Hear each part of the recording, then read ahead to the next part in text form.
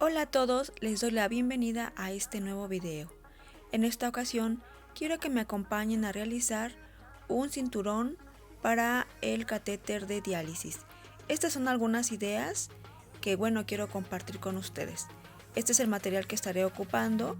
En esta ocasión estoy utilizando esta tela que se llama tergal, el cual ya tengo aquí cortado dos tiras de 95 de largo por 12 de ancho. Aquí estoy marcando 4 centímetros, aquí como pueden ver 4 centímetros, donde estaré pasando costura recta. En los primeros 4 dejaré libres los siguientes 4 y pasaré costura recta en los siguientes 4, como en un momento les voy a mostrar.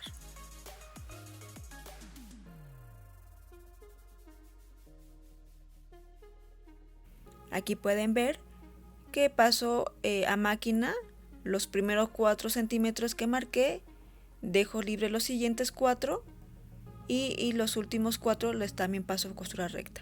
Aquí, como pueden ver, va a quedar una especie de ojal en la parte de en medio. Ahora, con las pestañas lo que voy a hacer es hacer un dobladillo para que quede la costura, los hilitos más bien, queden todos por dentro.